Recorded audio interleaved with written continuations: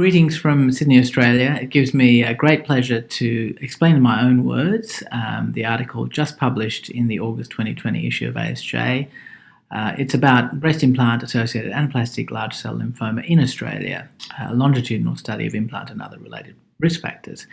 So, look, we've been studying this for some time, and as you have read in the literature, Australia and New Zealand have a very good handle on this disease. We've been tracking numbers for some time. This paper represents the third snapshot that we've published now.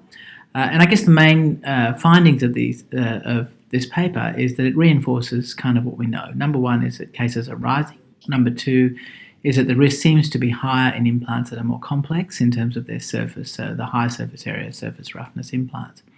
The third and most interesting finding is that because of a rise in numbers, we can do subset analysis. And one of the things that I've been particularly interested in is the impact of certification and training on outcomes in breast implant surgery, particularly in the aesthetic space.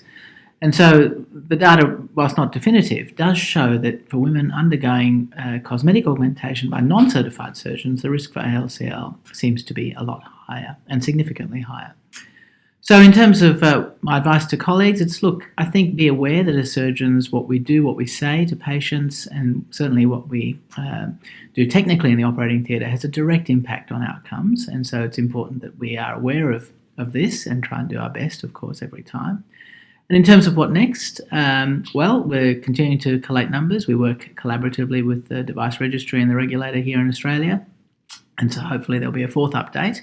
Be interesting to see what happens with the numbers over this pandemic.